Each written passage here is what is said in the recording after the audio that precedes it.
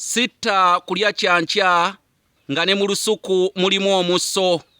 Lubaale w'ekika yantabula omutwe omanyirawo nti yasamira balukandudde.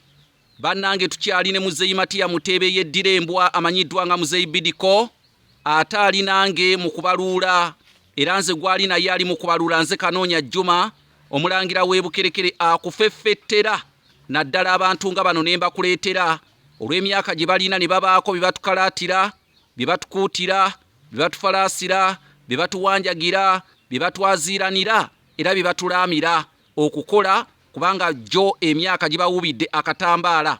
Naye gwe wenna ayagala okudduukirira Muzeeyi Bidico oba okuteeka ssente mu puroguraamu eno munnange oyita kasaalaba 256 751 479 namba yange eri ku WhatsApp ate eri ne ku mobile money. Gwe wenna agamba nti Muzeeyi Bidico osobola omudduukirirayo ne kooti ne kanzu nga byonna woobiraba osobola omudduukirira kubanga byatusomesa bingi ate munnange anaffe tuyina okubeera nti no tubaako kye tumuwa addemu amaanyi. Ate ekirala oyinza n'okuyita ku namba yange eya MTN oba matana eri kasaalaba 256 751 479. Muzeeyi Bidico mu kaseera kano njagala olambululire Obuganda.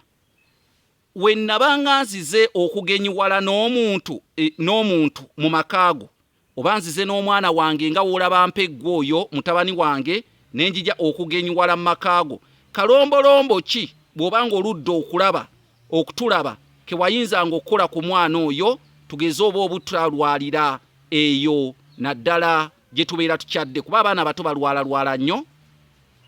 Kale naawe bannange ekintu ekyo omugenyi olwatuukanga ffe tuyita ekkubo abalala baliyita eddembo olwamulengereranga eri ng'akyama otandika omwaniriza nti nga nsanyusa okukulaba munnange nga nsanyusa okukulaba ne mukyalawo naye ayimiridde mu mulyango gw'ennyumba yammwe ey'ekisuuwa naye bw'asanyuka nnyo.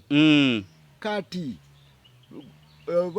obazze n'omwana oba ye omuntu omukulu yennyini nga yazze nga bazze nga beereere tosooka kumuwa kyakulya kyonna onoonya akawuka akamunyeera n'okamuttira mu mutwe.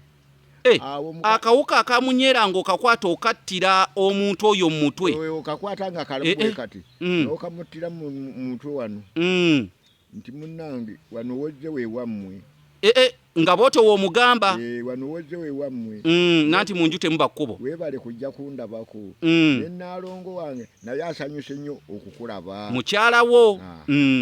Kati awo omukyala n'ayanguwa mangu n'agenda ku luwaniko okubeera ennyendo. Ennyendo zaabeeranga ku luwaniko oba ku lusuubo baatemanga obuti obw'amatabitabi ne babisiba mu nnyumba ennyendo kwe baziteeka bwe bati. Kati nga gwe boonogamba nti bateeke mu kabada ekikopo kaakati najja n'atutubika mu lwendo mu nsawo muli amazzi ne bagakuwa ng'oli mazzi g'ekisasi.